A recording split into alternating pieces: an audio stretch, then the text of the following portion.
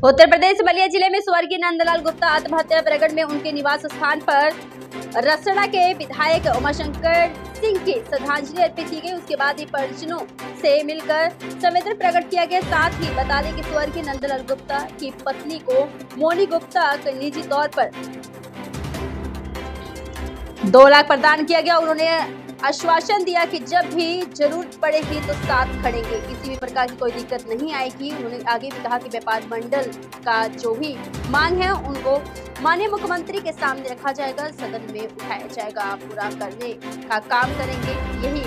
उनकी प्रति सच्ची श्रद्धांजलि होगी। प्राइम मेकिंग न्यूज चैनल के लिए खास रिपोर्ट। मैं आकर के उनके परिवार के लोगों से मिला, उनकी पत्नी और उनके 2 प्यारे बच्चे थे, उनके ससुर जी के उनके छोटे भाई सब लोगों से बैठ कर अपने दृष्टिकोण की वार्ता किया और उनको इस बात के लिए आश्वस्त किया कि जो उनकी मांगें हैं तो उनकी मांगें तो प्रमुख मांगें उनकी है कि जैसे मान लीजिए इस बात को कहते हुए नंदलाल गुप्ता ने लाइव डिसाइड किया कि हमारे घर को ज़बरदस्ती मुआहदा करा लिया गया और मुझे लगता है कि उससे वह ज़्यादा दुखित होकर के अब हम घर वालों को, बच्चों को, परिवार को क्या जवाब देंगे, इस वजह से उन्होंने सुसाइड किया। मैंने कहा कि अभी हाउस चलने जा रहा है 20 तारीख से, मैं इस बात को रखूँगा कि जो लोग भी इस तरह से ज़बरदस्ती उनके घर को मुआहदा कराए हैं उसको निरस्त करें। दूसरा, हमारी माननीय मुख्यमंत्री से हाउस में मांग होगी, व्यक्तिगत हम उनके लिए भाई इनके तरफ से आग्रह भी करेंगे,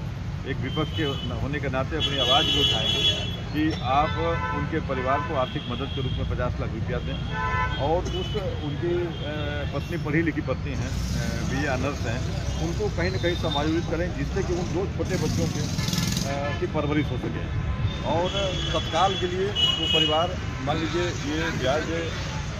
से उतरस्त थे लोग, उनके पास ब्याज देने का पैसा भी नहीं रहा होगा, तभी सुसाइड किए। तो मुझे उचित लगा कि कम से कम परिवार अपने आप में स्टैंड ले, परिवार अपने आप में खड़ा हो जाए, उसके लिए मुझे भी कुछ मदद करनी चाहिए। तो मैं आज अपने तरफ से निजी तौर पे मैं उनके परिवार को, उनकी धर्मपत्नी जी को 2 लाख रुपये का चेक दिया हूँ कि तब तक आप जब तक सेटल होइए, जब तक आप अपने बच्चों के कहीं से ऐसा ना हो कि बच्चों की फीस बिना पढ़ाई टूट जाए, बच्चों के कापी किताब बिना या बच्चे कहीं टूट न जाएँ, इसलिए मैंने दिया कि आप अपने आप को स्टैंड करिए। बाकी की लड़ाई हम लोग लड़ेंगे, आपको और मदद कराया जाएगा। बच्चों के लिए भी मैंने कहा कि ये बच्चे हैं, अगर पढ़ाई लिखाई में कहीं कोई दिक्कत आती है, लगता है कि बच्चों को पढ़ाई लिखाई में कहीं कोई बाधा आ रही है, तो मैं कहा हूँ कि आप हमसे बताइएगा, मैं पूरी कोशिश करूँगा कि बच्चों की आपकी पढ़ाई लिखाई कहीं ब्रेक ना हो। मैं पूरी कोशिश करके बच्चों की पढ़ाई लिखाई, जब तक बच्चे पढ़ना लिखना चाहेंगे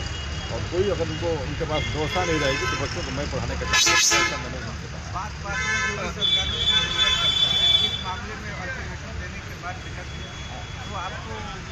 नहीं, ये हमें जानकारी मिली, हमने भी आपके मीडिया के माध्यम से सुना था, वहाँ अनाउंसमेंट किए गए। निश्चित रूप से जो लोग ज़बरदस्ती वायदा कराए हैं, उनको पीड़ित उनको मतलब टार्चर कर रहे थे, उनके खिलाफ कार्रवाई होनी चाहिए। और ये सारी बातों को लेकर के हम विधानसभा में आएंगे और मुझे लगता है कि सरकार को इस पर जवाब देना पड़ेगा और सरकार को जवाब ही नहीं देना पड़ेगा, सरकार को कार्रवाई भी करनी पड़ेगी। विधानसभा में इस बात को, विधानसभा में जब बात बोली जाती है तो वह सत्य बात बोली जाती है और उसकी पूरी लाइव पूरी दुनिया देखेगी। तो इसलिए सरकार को निश्चित रूप से इस पर तैयारी करके मुझे लगता है कि सरकार जवाब देने के लिए और कार्रवाई करके ही सरकार आएगी।